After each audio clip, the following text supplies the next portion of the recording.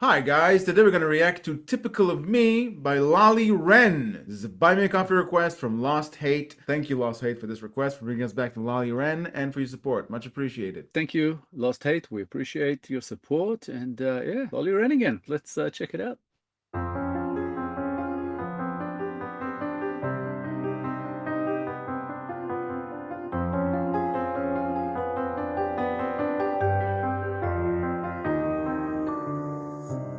Rosy cheeks burning up. Oh, this light does you no favors, buttercup. Just leave it all to me. How you look at me. I know you'll be mine forever. Aren't you sweet? Can't even better blink.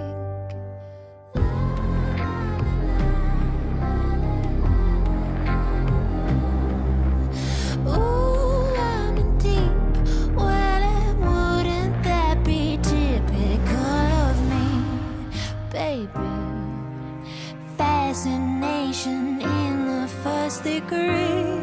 Likely I'm stirring in your dreams, and if you wanted to leave, then you'd already be gone. It's clear to see, baby. Wouldn't that be typical of me?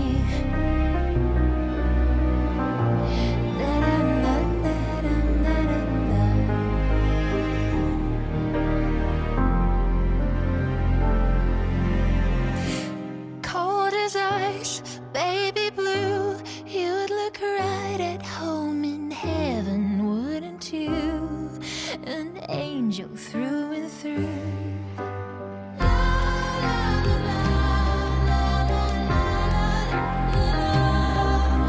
Ooh, I'm a creep. Well, wouldn't that be typical of me, baby? Fascination in the first degree. Likely I'm stirring in your dreams, and if you wanted to leave, then you'd already be gone. It's clear to see, baby. Wouldn't that be typical of me?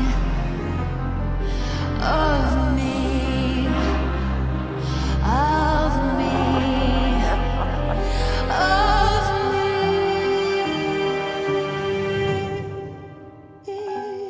It's been a very long time since we reacted to LOLLI WREN. I forgot how immersive her music videos are. And this music video, I think even Lost Hate wrote something about it in their notes. This is the most invested LOLLI WREN music video that I've ever seen. She went all out in this music video. I'm gonna speak about the music in a second. I'm talking about the visuals just for a second because it's related. It feels like it's sometime in the late 70s or early 80s, just by the dial phone that they have there. It reminds me of the 1980s British dramas. There was a periodic theme to a lot of the drama series. The music video encapsulates it perfectly. There's a heavy investment on the whole presentation here. And the song itself doesn't belong to the era. The sound itself, I think it's because I'm biased. I'm familiar with LOLLI's style and voice. It's like a very pleasurable clash because you see her and hear the character she portrays, a timid woman in what seems to be a troubled relationship with a romantic partner. And by the tone of her voice, not by the lyrics, you can see that there's something else hiding in that character.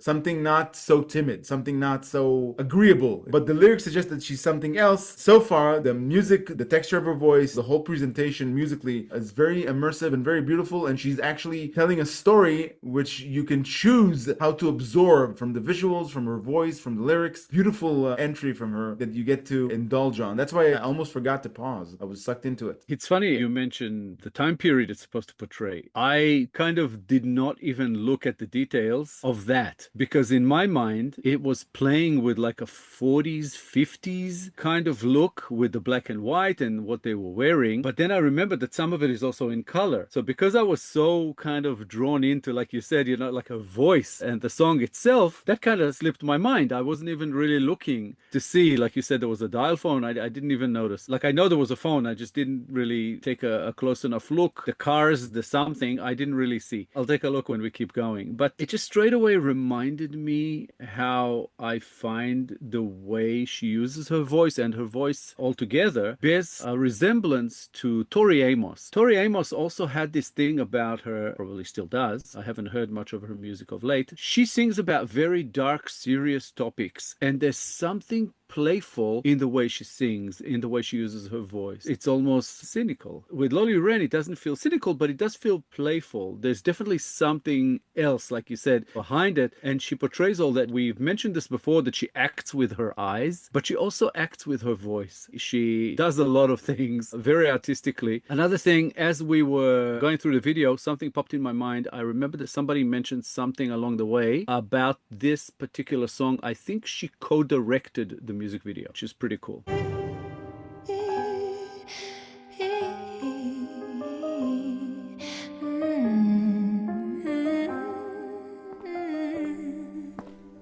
That perfume you got me is running out. The perfume you got me is running out.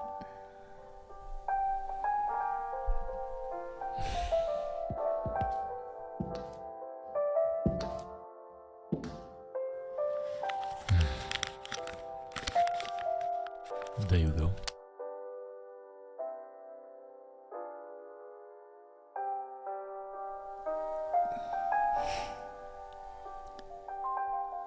So blasé about the little things.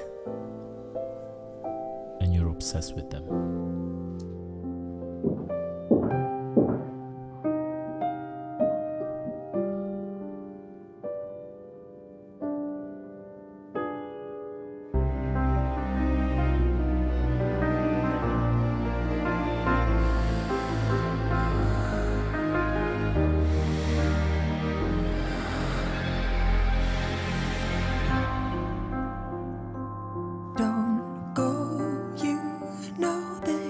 Can stay right here until you love me.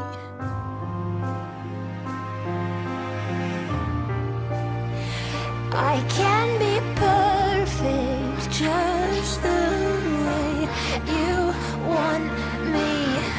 My heart is made of clay, just shape it in whatever way you want to make this go away. The vows we made, I can't breathe, help me, I might go too far. Wouldn't that be typical of me?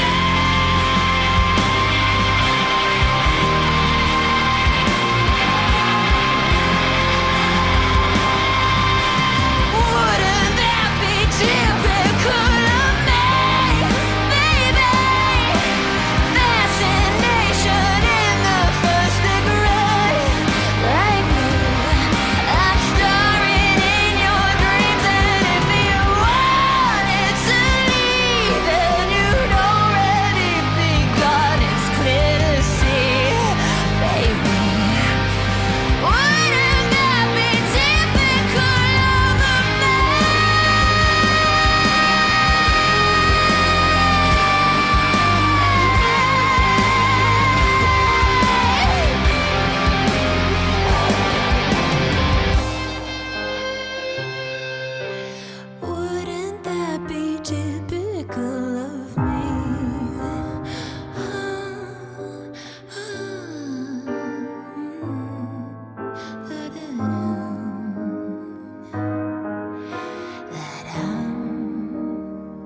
There's so much charged in here. LOLLI WREN is leaving pieces of her soul in this music video, and you can see it. It's right there. The little dialogue scene that they had, she's telling you what the song is about, not just from what's happening to the narrator, to her character there, but how she perceives it. I think the song is about a woman who is all in a relationship in every sense of the word. All in, she will be what her romantic partner needs her to be. She will do anything that she can just for him to love her and to be emotionally invested in her as much as she is emotionally emotionally invested in him. And it's typical of her to behave this way because she had her heart broken so many times in the past. It's typical of her to recognize the signs of an estranged partner, of somebody who doesn't love her back nearly as much as she loves them. So her husband just treats everything about her like it's a transactional thing, and he shows zero emotion, and she's there just taking it all in and just being left in the cold. Even though they have a nice house, even though everything is taken care of, he's not there with her, and she feels every bit of it. And there's a scene there where she finds him with another woman, not to her surprise. I mean, she looks disappointed, but she doesn't look surprised. She will go to the extent of being what her partner may want her to be. She's wearing kind of a similar outfit to that woman that was in the bar. That woman looked like the staple for variety for men who are looking for excitement elsewhere. She's wearing heavy makeup, and she's wearing like a mink coat, like some temptress woman who's only there for his carnal desires, and she's willing to be that just as long as she can get some love back. That's what's typical of her, that she's always resigned to accept this type of behavior from a romantic partner. And I think that the beauty in it is that the texture of her voice and the signature that she delivers with the song hints to me at a certain level of maturity, as she's very close to snapping out of all this nonsense and to redefine and reinvent herself. There's something empowering about that, just because it's Lolli, just because it's her voice, because I don't believe for a second that she is actually like that in real life. She does give it her all, like she's leaving pieces of her soul in the music video. She probably also leaves pieces of her soul in a relationship. It's like sacrificing all of it and risking everything that she will be shut down and be heartbroken. And that line with her heart is made of clay, he can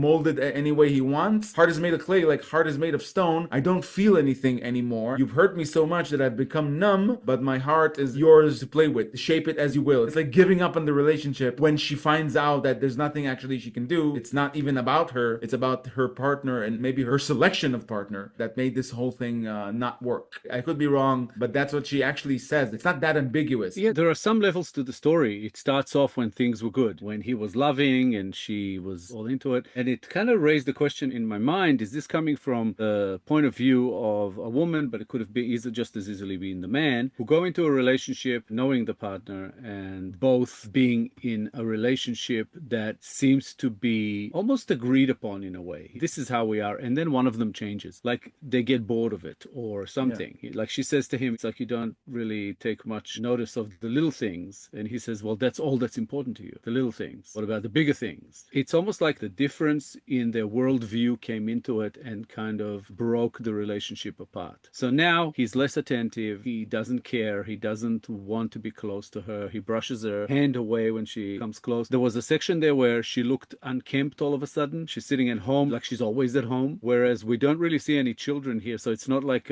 she's staying at home to be a mother, but she's staying at home to stay at home. And it looked like, I mean, that's kind of why I was thinking 40s, 50s. You have the provider, the husband type. He goes, he works, he has the money. She asks him for money for the perfume that he got her last time that she's running out of. I was thinking initially that she's singing this to him. She's saying something like, and if you wanted to leave, then you'd already be gone. But she's singing that to herself. I think that is directed at herself. I think a lot of the things that she's saying are actually a part of her or a side of her talking to herself. I don't think that any of it is really talking to him unless she addresses him specifically. Like she says, you know, my heart is made of clay, shape it as you will, and all of that. But it sounded like, because she's singing to a mirror as well, she was looking in the mirror. And there were signs even in the beginning, which I really liked, like sort of almost Easter eggs in the music video where you see a picture of them, but they're shot from the back. Who does that? Who would have taken that photo? You know what I mean? It's like, why? So it was interesting. But even the first few lines of the song, she says, rosy cheeks burning up. Oh, this light does you no favors, buttercup. Just leave it all to me. It sounds like it's a side of her talking to herself. I don't think she's telling him that this light doesn't look good on him. I think she says it to herself. So it almost like there are several personalities within this relationship. Once it breaks, it seems to hint at obsession. She even says it in a line to do with fascination. Wouldn't that be typical of me, baby? Fascination in the first degree. And then she says, likely I'm starring in your dreams, and if you wanted to leave, then you'd already be gone. It's clear to me. Wouldn't that be typical of me? I think that there's a history to the character. She's been in, like you said, similar types of relationships, and I think she always got out of them one way or another, which is not necessarily good, but there's something fractured in the character. There's something wrong, let's put it that way. And then when she talks about her heart being made of clay, there's a desperation there saying, just don't leave. She says, don't go. You know that I can stay right here until you love me. I can be perfect just the way you want me. It's desperate, it's obsessive. She follows that with my heart is made of clay, just shape it in whatever way you want to make this go away. The problem, whatever it is, the problem is with her because he needs to mold her in a way that works for him. And then she says, and validate the vows we made, either marriage or something else, but they made promises to each other and she's willing to change herself just for them to stay together because she can't bear the thought of it ending, though it really should. The following lines say, I can't breathe, help me, I might go too far. This is already warning of that fracture and the other personality of hers coming out. So yeah, I thought it was just a beautiful way of writing it in kind of stages and also showing us as it happens, which is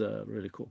Yeah, another thing that strongly is conveyed, she's aware of how she behaves. She's aware of where she is. She can even foresee where it's going before it happens because she's been in that situation. She knows how she perceives things. And I think what fascinates her with a romantic partner is the fact that they don't reciprocate emotion. That's what keeps her in the relationship. I think it's like maybe being addicted to suffering in a relationship like that and the struggle to break free from that mindset, from that same place that she comes back to. This character is criticizing itself. It's even in the title. You hinted it to it earlier. You said her choice of partner. You said a selection of partner. But yeah, her choice of partner, the man she chose, is exactly the same as all the other men she chose before him. She's not surprised, but you kind of have to believe that at some point she thinks that it's going to be different this time, but it never is because she chooses the same type of man every time. It's an ongoing thing with her, typical of her. And that makes me wonder if she is addicted to that level of deterioration in a relationship. She sees it coming and there's some sense in her is expecting for it to fail to that degree and she can't break away from that deterioration. Like that suffering is providing her with some sort of maybe morbid catharsis.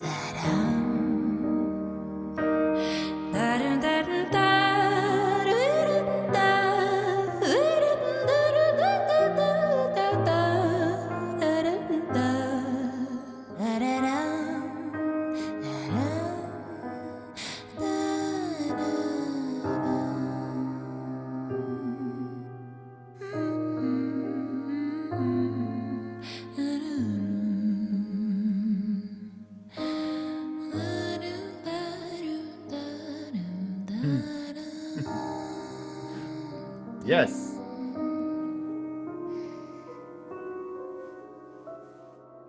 Wow.